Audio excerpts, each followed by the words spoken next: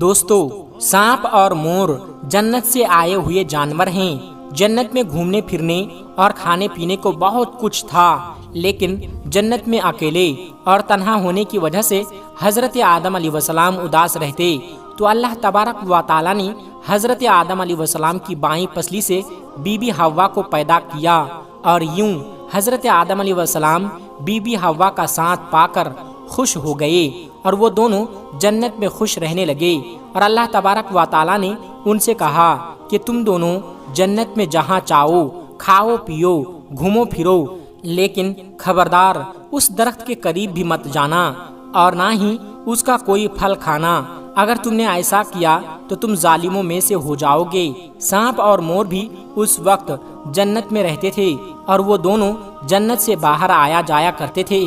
اس وقت سانپ کے پیر بھی تھے، اور سانپ کے منہ سے ابرک کی بہت اچھی خوشبو آ رہی تھی، اور مور آج جتنا بھی خوبصورت ہے وہ اس سے بھی کہیں زیادہ خوبصورت ہوا کرتا تھا۔ جب وہ جنت میں رہا کرتا تھا تب مور کے پاؤں بھی بہت زیادہ خوبصورت تھے۔ ایک دن جب وہ دونوں جنت کے باہر آئے تو ان کی ملاقات شیطان سے ہوئی۔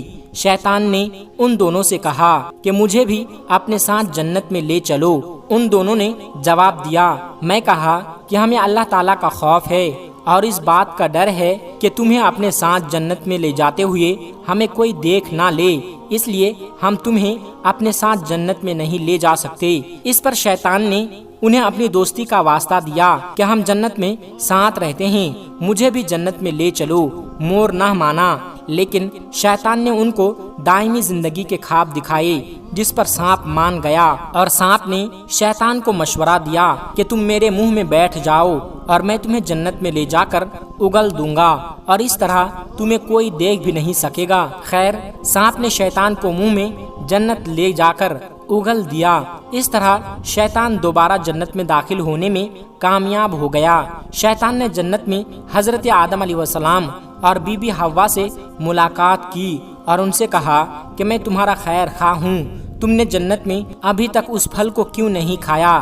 اس پر دونوں نے شیطان سے کہا، اللہ تبارک و تعالی نے ہمیں اس درخت سے دور رہنے اور اس کا پھل کھانے سے منع کیا ہے، اس لیے ہم نے ابھی تک اس کو نہیں کھایا اور نہ ہی کھائیں گے۔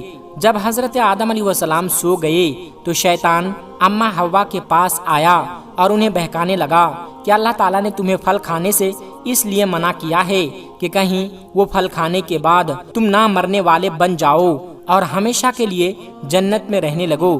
حضرت بی بی حوا نے شیطان کے بہکاوے میں آ کر اس درخت کا پھل کھا لیا۔ حضرت آدم علیہ السلام سو کر اٹھ گئے تو بی بی حوا نے انہیں بھی اس درخت کا پھل کھانے پر مجبور کیا، اور وہ پھل حضرت آدم علیہ السلام کو کھلا دیا۔ جیسے ہی ان دونوں نے اس درخت کا پھل کھایا تو ان کا جنت کا لباس اتر گیا۔ تبھی اللہ تبارک و تعالی نے ان دونوں سے کہا کہ میں نے تمہیں اس درخت کے پاس جانے سے اور اس کا پھل کھانے سے اس لیے منع کیا تھا، لیکن تم دونوں نے میری بات نہ مان کر اس درخت کا پھل کھا کر اپنی جان پر بہت ظلم کیا ہے۔